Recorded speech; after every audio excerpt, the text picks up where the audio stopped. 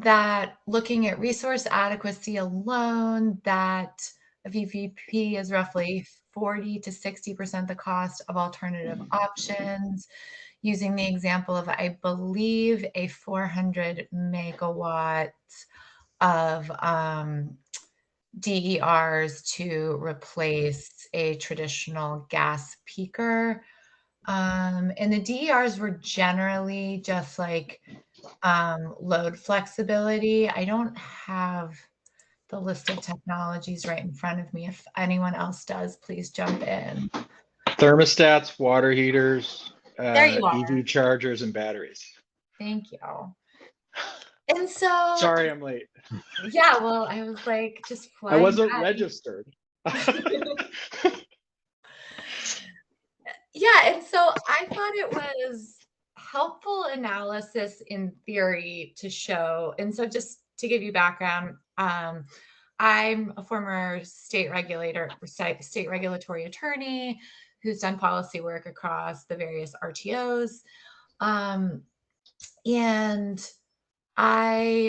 you're regularly trying to argue for DERs as various kinds of solutions, as a reliability solution, a cost effectiveness solution, a way to lower carbon footprints, all of the things.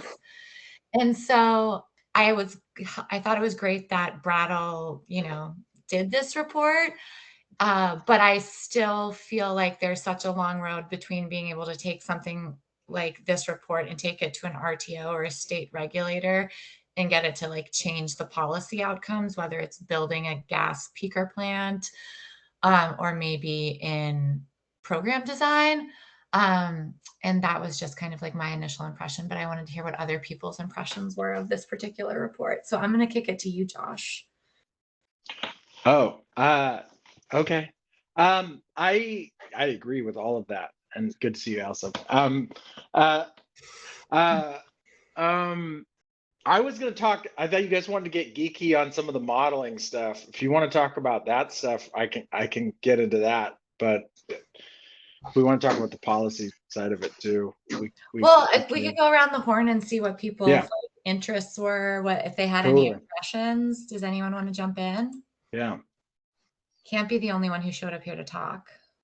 Don't make me. I have a hell of a lot of opinions, but I want to save mine until other people actually talk, because I'll talk all day. Ben? My main impression was very self-serving, feeling that they minimize the ability of batteries, and made thermostats is everything. Like, of course, it's the nest. So. Yeah, funny how that Google report is all about how cool thermostats are. Interesting, right? Yeah.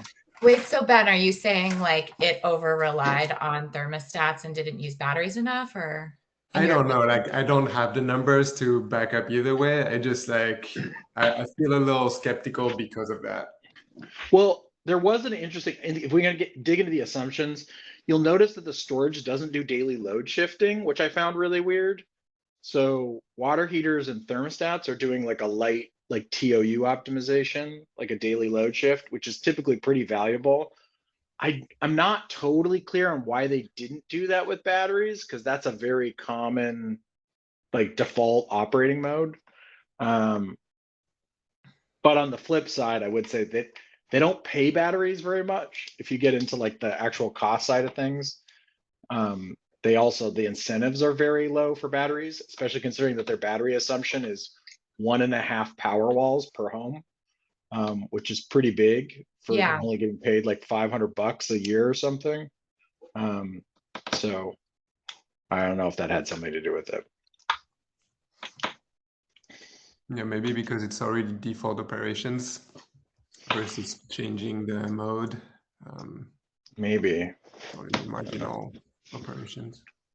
Yeah, especially considering they're pulling like 7.5 kW out of those things. Like 7.5 kW for $500. I mean, yeah, that's a steal. Right. I'd do that all day, of course, if I was a utility. But I don't know who's selling that. Besides, like, I mean, I don't know. ELRP is probably about that, but it's a lot of money. ELRP sucks. Going into the ELRP details, Just that you should be able to pull in Uh-oh. more than $500. Like you should be able to pull in like $600 to $700, like depending on the number of events and like all those variables. Yeah.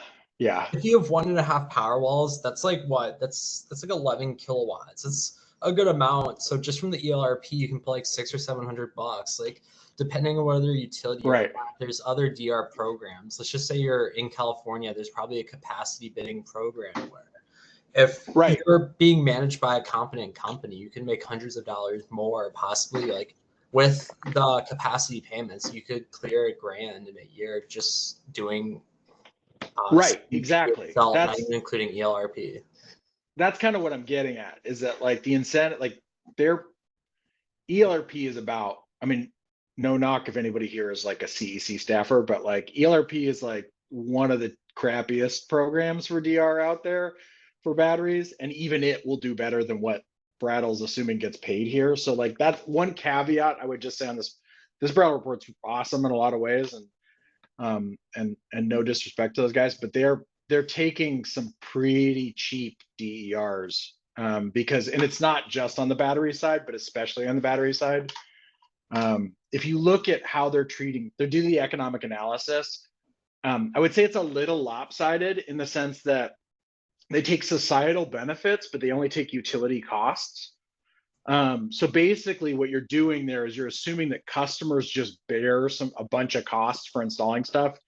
And that's not worth talking about in the model. So you're kind of just getting those resources for free, which is cool in like a BYO setting. But if you look at the thermostat numbers, there's no way you would hit those numbers with BYO.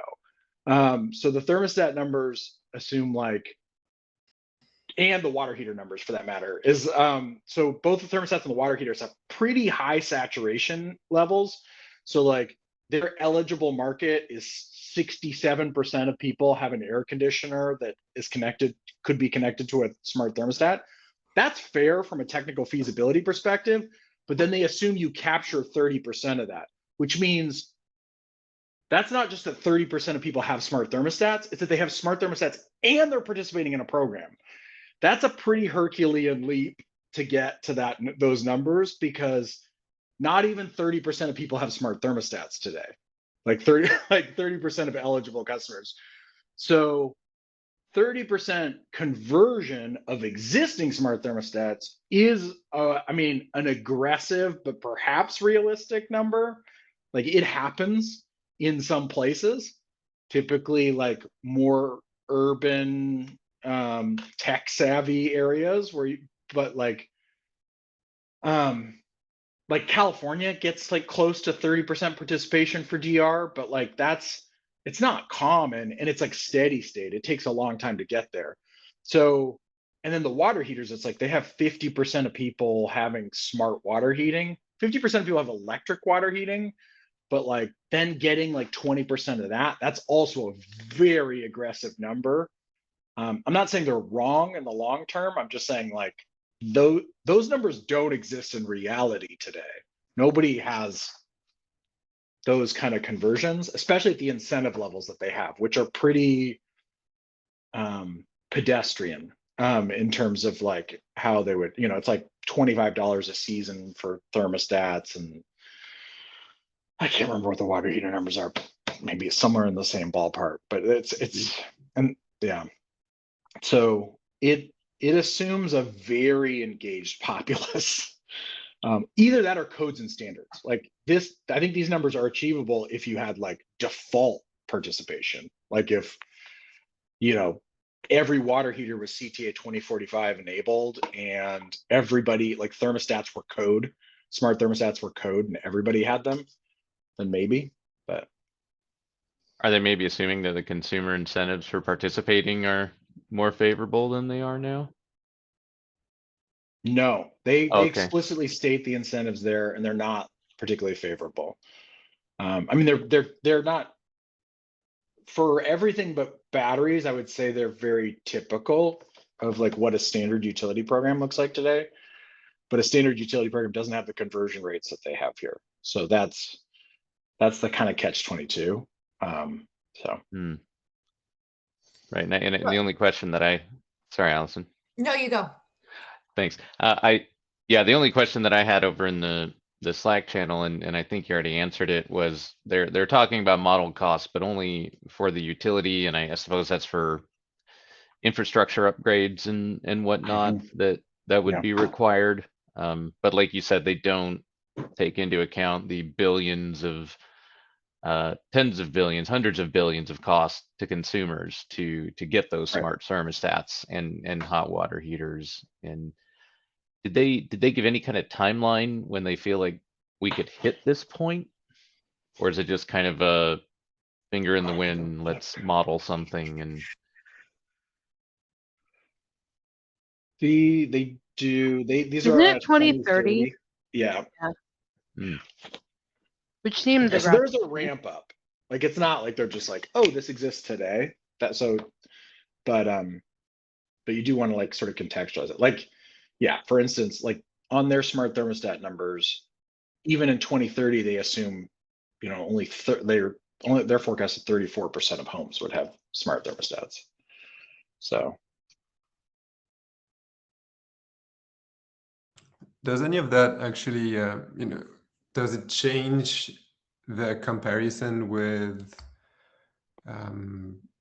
gas or whatever the alternative is, utility scale and gas speakers? yeah. Um, Well, so, and I would really recommend folks get into the scenario analysis because I actually found like that was the most helpful place to look to sort of see where things break and where they don't. It does in the sense that it affects costs, right? So the cost basis for the DERs within this portfolio for the VPP costs are basically just come down to program administration costs and incentive costs effectively. So there's some like cross-cutting hardware stuff and things like that, but that's basically it.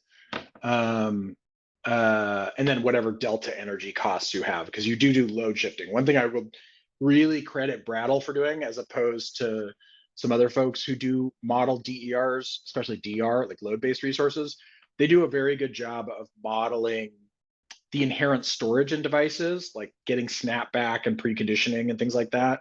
So the load flex model that they're using, which is like a proprietary sort of, it's like a kind of like a production cost model type of thing for load flexibility, but it at least explicitly models like the thermodynamic like storage within like thermostats and water heaters in a way that a lot of other folks don't. When they model DR, they have a tendency to just be like, oh, it's a shed, and they just like turn it off and don't actually capture those dynamics. And they're really important when you get into high penetration scenarios because they change over time. But yeah, so that's kind of that it really impacts that side of things. The other part on the benefit side, if I don't know if folks have this open, or I could share my screen if we wanted to like look at the report itself. Okay, I can do that if I can figure out how to do it. If you look at the, oh, got it. Okay, can you see this? I have the PDF open. Yes. Cool. So here, if we look at the benefits here, so on the left is the net cost, and then on the right is the benefits, or the left is the gross cost, which is like that CapEx for and they put a little bit of emissions into the battery and the gas plants, but it's mostly just CapEx and fuel costs, and then program costs for the VPP.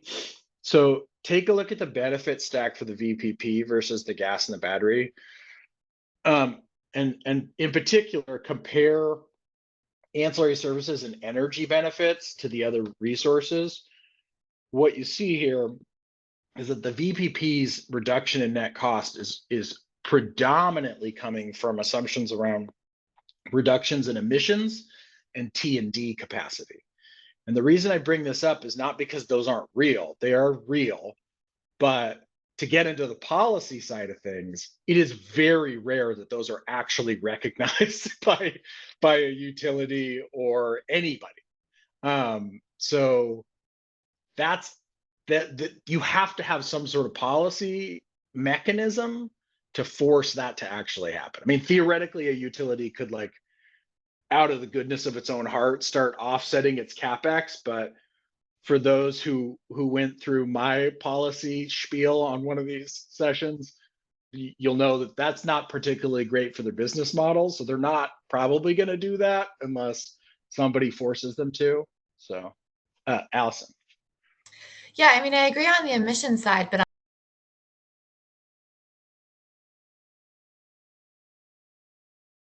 to consider like other alternatives, you would be looking at those kind of costs.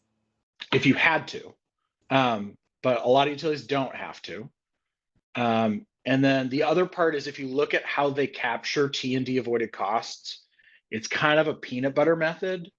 So they did, like, if you go into the appendix, you'll see they kind of just did like a meta analysis of like a generic levelized cost of capacity. So this isn't quite the same as like you had a plant and you're offsetting it. It's more like, what is the average T&D over the long run?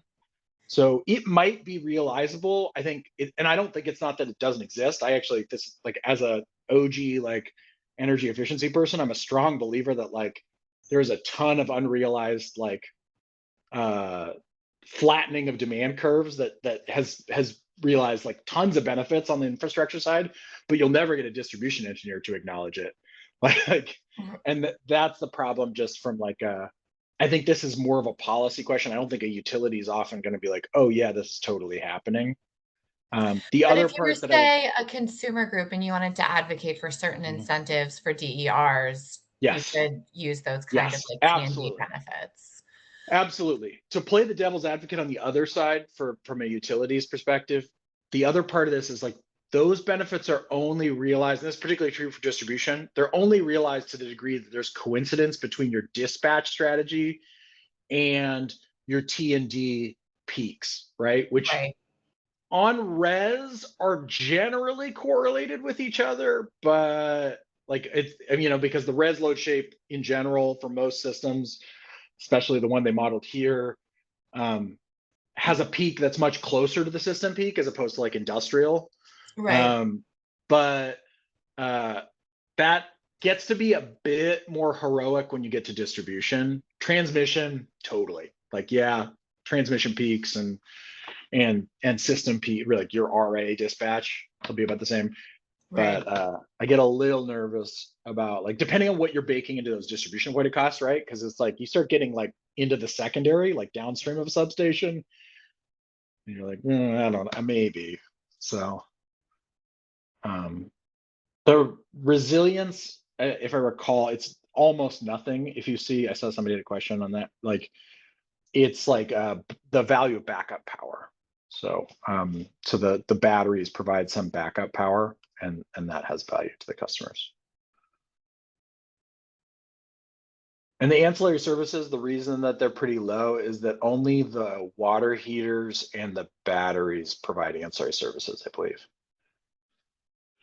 I appreciated that. They didn't like jump to some crazy conclusion that somehow thermostats can provide ancillary services, because they can't.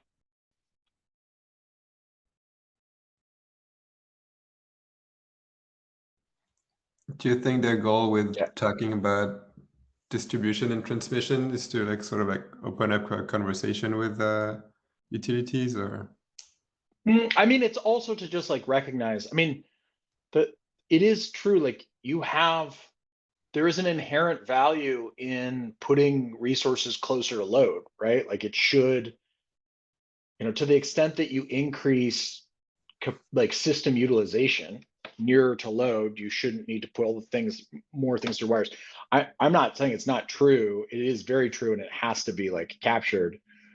It's just a very complicated and nuanced question, and it is often not well recognized in the sort of system planning context.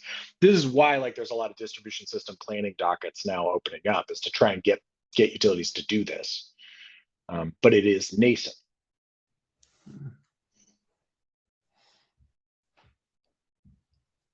Why did they do the report at all? why did they do the report? Yeah. Because Google wanted to talk about how awesome VPPs are, and they did a killer job, by the way. Like, this report has got a ton of play. I think it's particularly interesting. Are there any folks from Colorado on the call?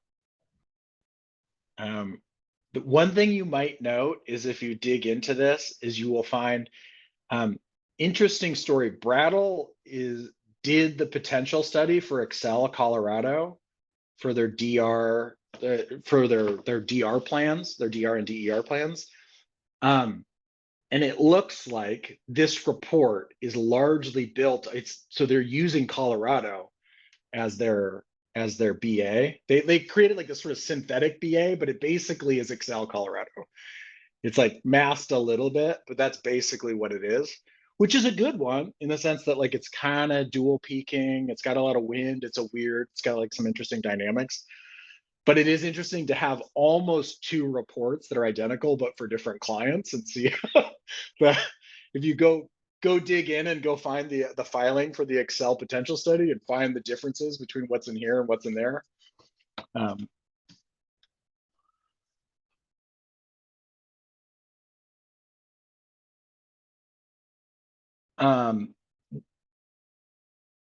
Any other questions on sort of the value side of things, or comments or discussion? Well, you've said like they did a really great job. They did a lot of things well. I've heard that Casa de Bois is, they have really high enrollment rates. The costs are standard, but the cost for batteries seem very low. But like, what are the things that you think this report did really well besides obviously the marketing of it? So one thing I think is like doing this continuous dispatch stuff. Like, I think that's really important, and often is lost. So a lot of the analysis of DERs has a tendency to just treat it like energy efficiency to some extent. So it's like load clipping. It doesn't capture the dynamics of like diurnal load shifting, which is really important. I think their scenario analysis is killer. I think I have it here. Oh, here's the incentives if you guys are curious. So they did some really good sensitivity analysis around the impact of different assumptions. And what I appreciated is, more than the sort of top line argument, was like, oh, how, I mean, it's just like the statistician in me, but like, I want to see the robustness of these results. So like, show me the space in which this is still true or not true. And that's a much more compelling argument, I think. And you do see here that like, it's kind of hard to see in the table, but like the results are pretty robust. So basically what you're trying to look at here is these bottom lines. So they have net resource adequacy cost for peakers, for batteries, and then for VPPs. And so you see here that like under a ton of scenarios, it's pretty robust results. And so I loved seeing that.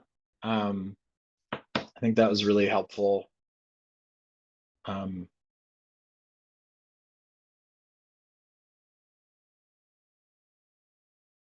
I also think that like, in terms of what I really appreciated about this report versus some of the other ones that I've seen, is that it is really focused on residential assets and not like any sort of like unicorns or anything. Like, there's nothing in here that doesn't exist today. And that's good to see, because like, for folks, I mean, for folks who've been in like the VPP space or the DR space for a little while, as it used to be called, like, this game used to be a C&I game, like almost. And I think actually the big shift in the conversation, though I don't think it's always explicitly stated, why we have this sort of like big hype cycle around VPPs, is because it's actually becoming viable to do them in residential now. And that is tremendous. But like, this is one of the first reports I've seen that's like explicitly stated, like, let's just do a mass market VPP. Let's just model it.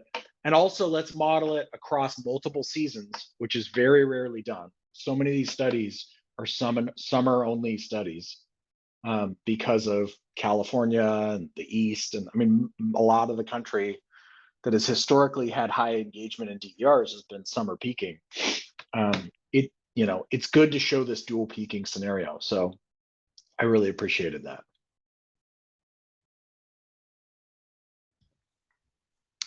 One number I think is interesting is the implementation costs Yeah. per resource, which they say includes marketing and DERMS. Yes. And do you have a sense of, like, I mean, DERMS aren't that expensive, right? Like, is it really just all marketing there? I mean, DERMS could get pretty expensive, but Really? yeah, it depends on how you levelize it. So one of the things that you'll notice, if I recall, is that they kind of assume that this is a mature utility who already has a lot of the fixed costs sort of taken care of. So it's mostly applying marginal costs on the implementation side. So these, I mean, they have like these small, this is basically just like I had to file something with my commission cost or something. Like these are just like labor.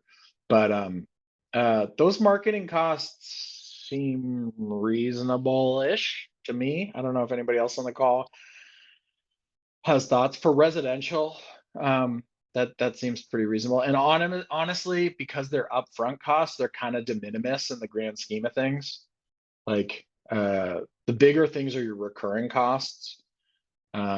So these costs feel, I mean, I don't want to like out any technology providers here, but like, energy hubs or virtual peakers or something, or us, like it's probably residential assets are in the 20-ish dollars per year range to operate them. Like that's DERMS plus any like ongoing like digital engagement, stuff like that.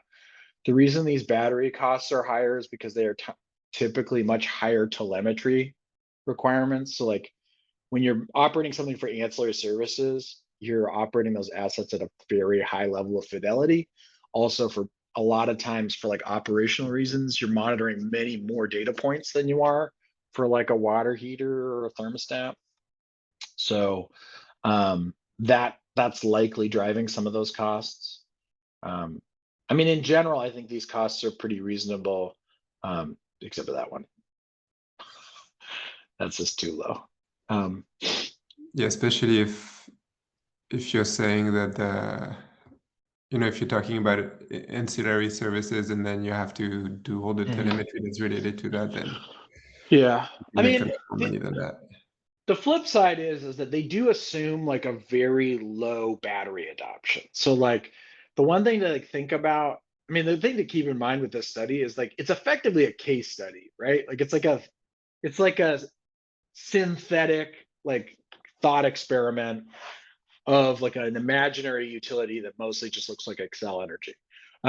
So that's helpful, but like be careful about like extrapolating too many of the conclusions in detail, because for instance, there are a lot of places where you might have, well, one, there's some places where there's like no electric water heating, right? Like California only has like 20% or something like that. Maybe that'll change. Hopefully that'll change, but like it's very low today. But then has a ton of EVs and a ton of batteries, right? So just depending on what your mix is and your resource needs are, could really swing your conclusions about what are the best resources in here. And like, to be clear, from an analytics perspective, they're not optimizing this portfolio. Like they're optimizing its dispatch, but they kind of just built the portfolio as a given, like out of model, and then said, okay, what am I going to do with it? So that's not quite the same as like if you actually built like a capacity expansion model where you like selected resource by resource and like built the ideal portfolio or something. Does Rajiv, that exist somewhere? for DERs, Yeah. Has anybody played with that?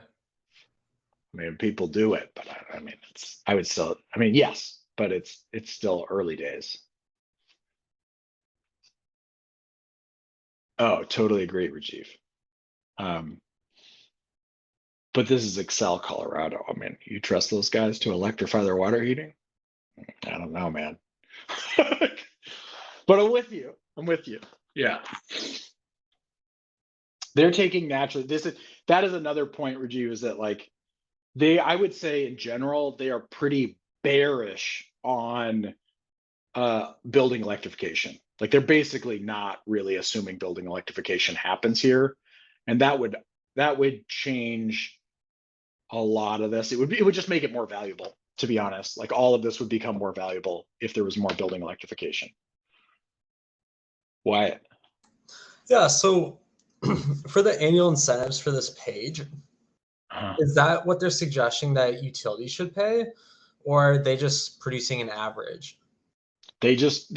So Brattle maintains like a pretty robust like database of utility incentives across the country.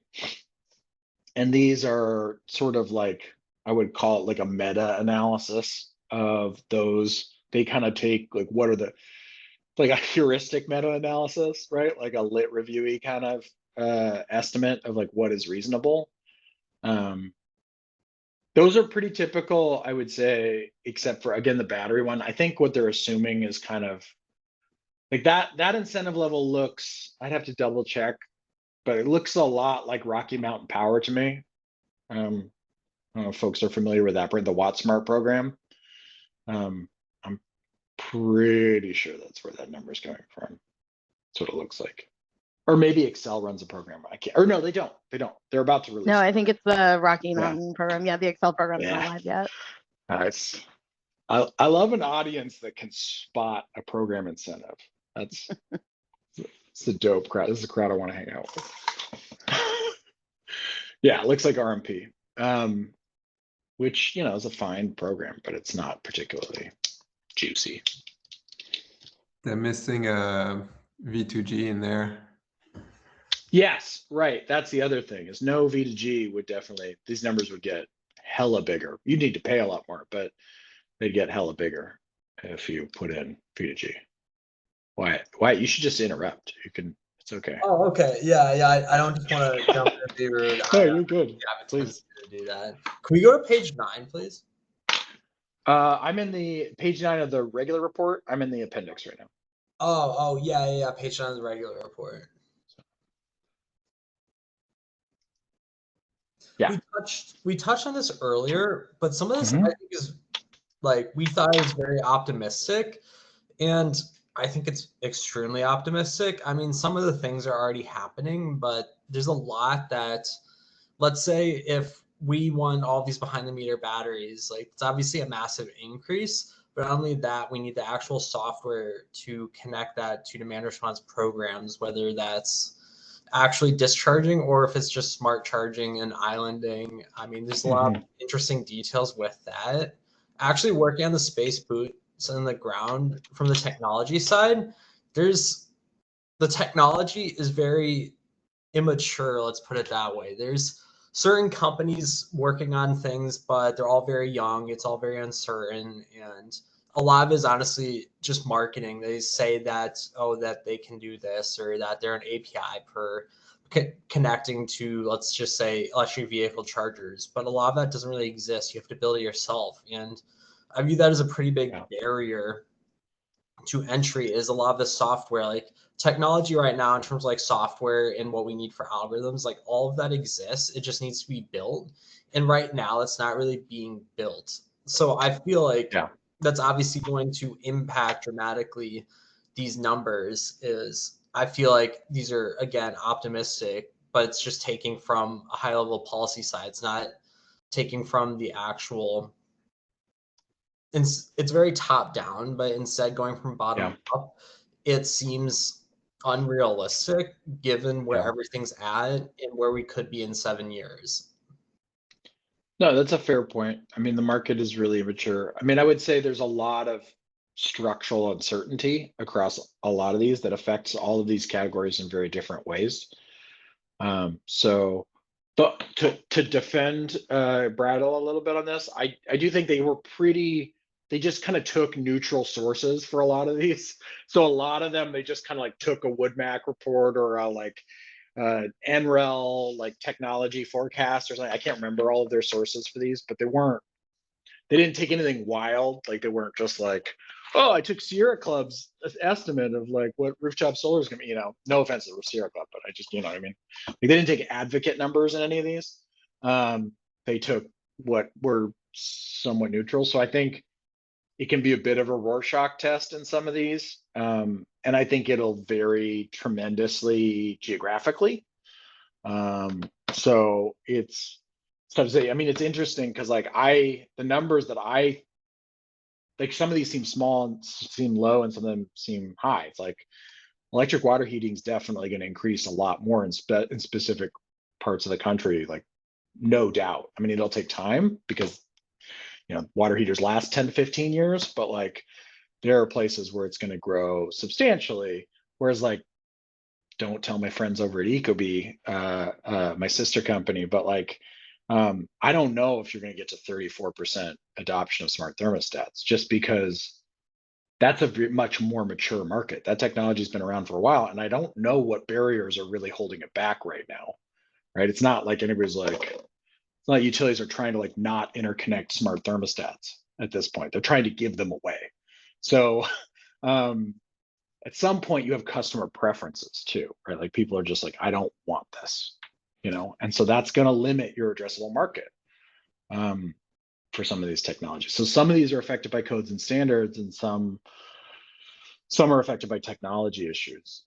It's a great point, and I think that almost always gets lost in these sort of market assessments. And I think they would sort of argue that it's not the goal of it to address is what you were talking about in terms of integration and like software and like market immaturity, which I think often gets sort of yada through a lot of these conversations.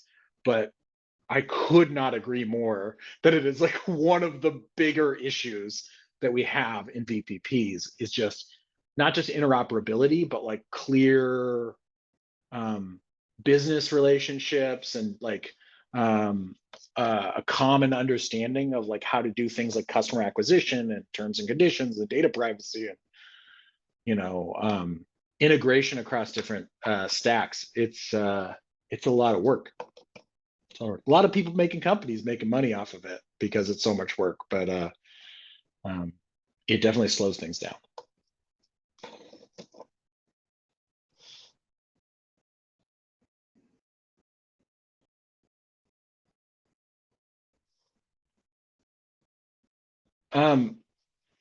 So zooming, going back to the incentives, zooming in the smart thermostats, just taking that incentive that the utility said was like, oh, $50 for a smart thermostat. Was that right?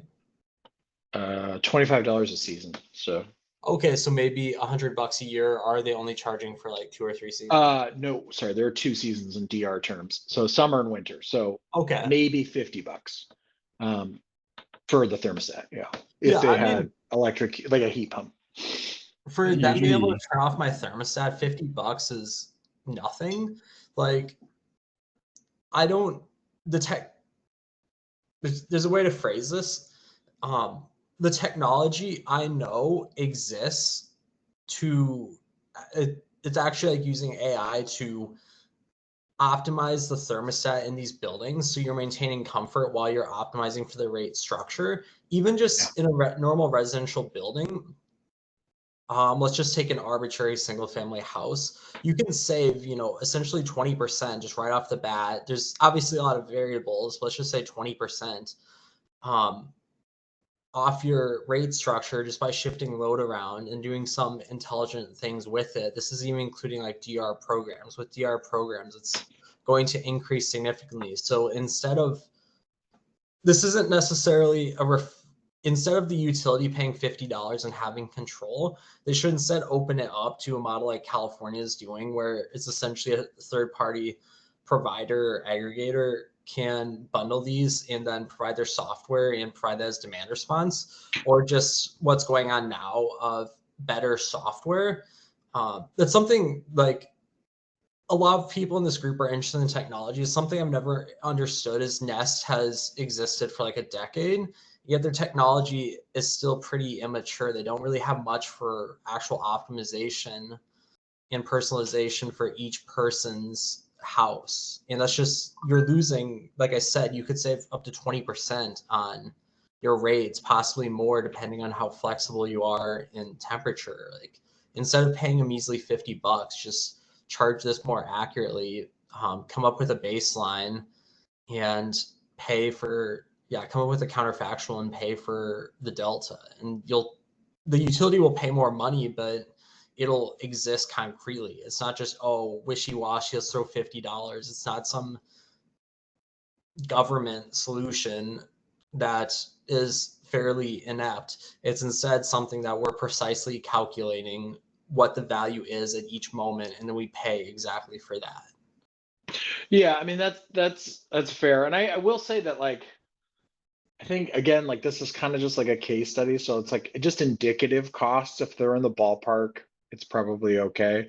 These probably, you could make the argument that it could be an aggregator doing this, and it wouldn't necessarily make any difference. That is actually one of the advantages to just from a cost effectiveness analysis perspective. They do take a utility cost perspective, which is good in the sense that it basically means the utility doesn't care who gets paid this money, whether the customer does or an aggregator or some split. It wouldn't make any difference, these numbers. But it is a fair point that, like, having more performance-based payment mechanisms would probably provide a better solution.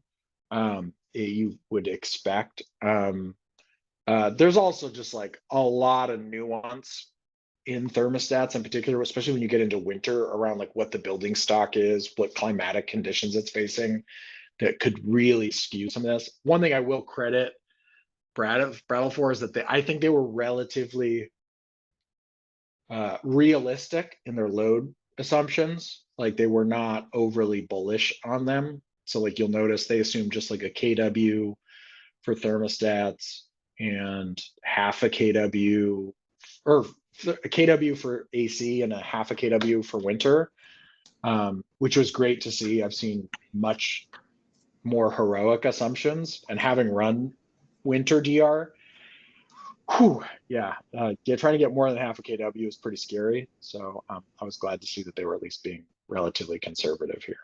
Yeah, so what you're talking about is modeling some of the savings, it seems, from a top-down perspective, like dividing buildings into classes and calculating consumption for each building. What I'm saying is we have the data. We can come up with a baseline just from past utility seasons, like it's AMI, so you can essentially measure in daily intervals, depending on how granular you get and how sophisticated. You can create a counterfactual from that, and then use that essentially as a delta and pay for the delta there.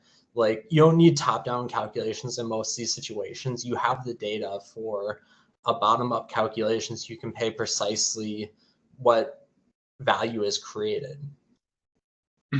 Yeah, you're talking about like the market access program in California, or like, yeah, of course.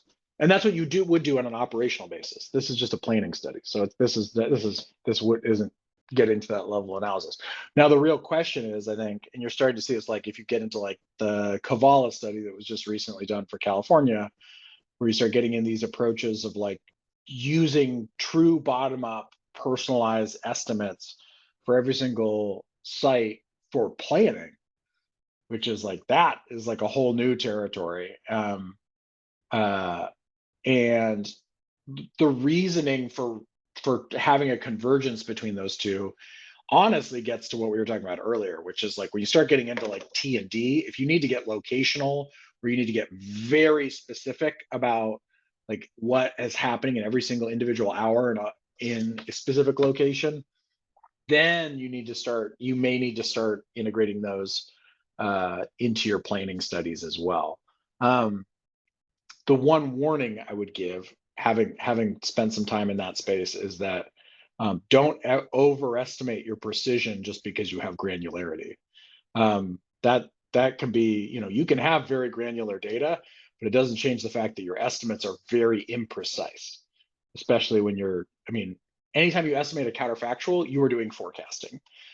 You're just forecasting a counterfactual, and forecasting is easy to do at the system level, but the more specific you get, individual homes or things like that, for an individual hour, there are limits to how precise you can be, just from a physics perspective.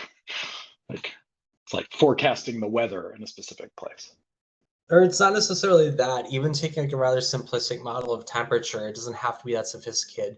You have the AMI Oh, yeah. data to be granular. Yeah. No, yeah, you do the Caltrack stuff. Yeah, no, for sure.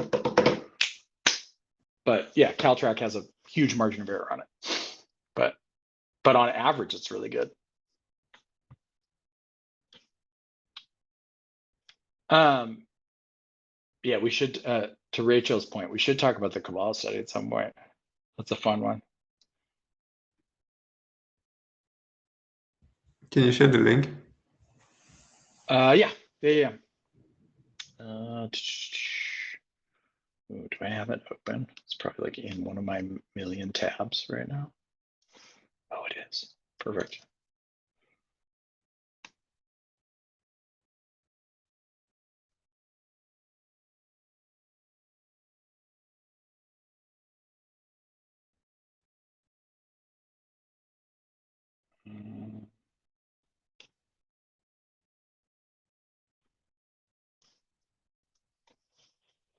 There's a link.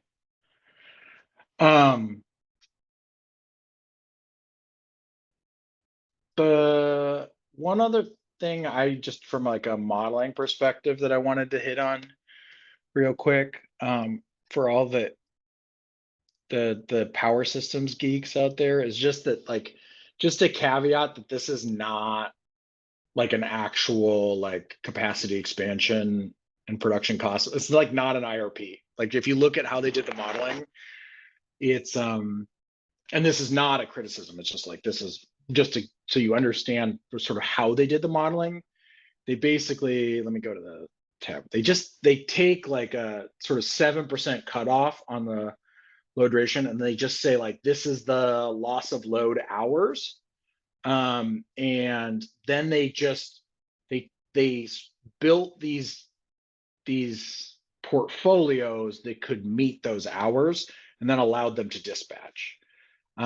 So this is a bit nuanced, but that is not the same thing as like actually building out the model, taking into account the entire portfolio of assets. The reason I bring this up is because usually the way you would do this in IRP is you have interactive effects between the assets that you add and the assets you already have, and they're not capturing that here. So like trade-off decisions that could come up where, oh, I got to ramp down this coal plant or whatever, and so maybe it has to run differently because I'm ramping up my VPP or whatever. Those sort of structural impacts are not being captured within this modeling. This is much more, it's just a very sort of top-down, okay, here's a resource adequacy need. What are the possible ways that I can address this resource adequacy need in isolation? I think that's okay for indicative values, but if you had like an IRP person on the call, they would not be okay with that. they would be like, this is not actually getting total system value. Now, I know that could cut both ways. I think there's a pretty good argument that you could be undervaluing the VPP's contribution to wholesale as much as it is overvalued. So, but if you're talking to a gas advocate, they would probably bring that point up because gas plants can do a lot of stuff. So like pretty much everything. So that may be one thing to have in mind. The other, I would say, and I'm not a carbon person, so like I'm not a deep expert on that, but the way they're doing the carbon calculations, I couldn't quite follow. So I don't know if folks with more experience sort of in that space had any thoughts, but I wasn't totally clear why like peakers and batteries have carbon increases and VPPs have carbon decreases, strictly speaking, because it would seem that would really depend on what your avoided cost, like what your avoided resource is. And so I wasn't sure if maybe they're just saying like, you just have outages over that in that 400 range, and then we're just taking it from that baseline of being resource deficient. So that kind of threw me off. I'm not sure if I articulated that well, but it was a little confusing to me on the carbon calcs. Yeah, it feels like anything that's battery or EV should be dependent on what the energy source is, which is probably solar during the day. Yeah, so I mean, VPP, it's like a mixed sort of effort.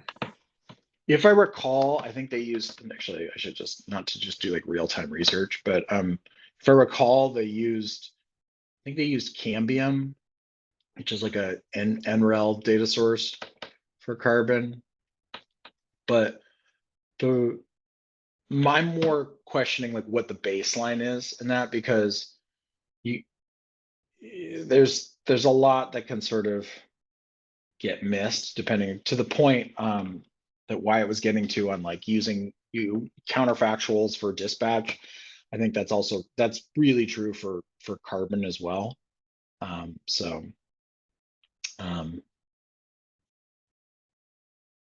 Yeah, I think it's just like taking the emissions rate of the actual unit itself. Yeah, that was how I read it, and I think, you know, ultimately this is like a hotly debated topic in some circles. Yeah. Like watt time versus watt carbon. We're constantly arguing this, and how you can claim carbon offsets associated with a VPP. You know, I don't think there's been a decision. I don't think anyone knows the right way, but I felt like they were a little bit liberal in how they did it. That's why I stay out of it. That's why I don't mess around with carbon. It's scary. Get into carbon accounting is real hard. So what do we do with this report? I mean, don't we just like take it to every commission and just like slap them across the face with it? But do you like argue for technology solutions so that as these resources come on, you can at least have the technology in place to leverage them like we were discussing before? Do you use them to argue for an incentives? You certainly don't go in and say like, don't build that gas peaker plant, like use all of these various thermostats and hot water heaters and stuff. At least not yet, maybe in 5 years, hopefully in 5 years. Anyone?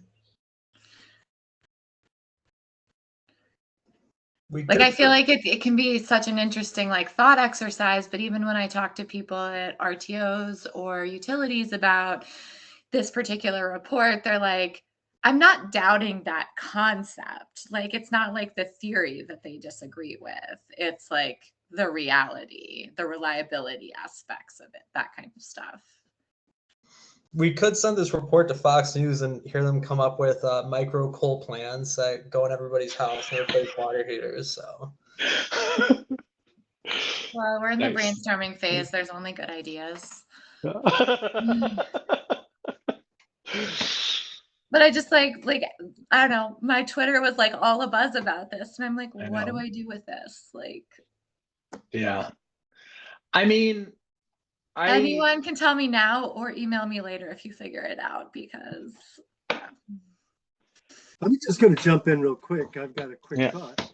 You know, we have our Office of People's Counsel, and when we're doing our advocacy work in DC with our Public Service Commission, we try to bring the Office of People's Counsel along. You know, they're kind of a party of record. They're respected in various degrees, depending upon who's representing them at any time. But this report, I think, is going to be helpful in persuading our Office of People's Counsel that these ideas have value, especially if you begin to link them with time of use and, you know, other sorts of initiatives within our Public Service Commission that make DER more valuable.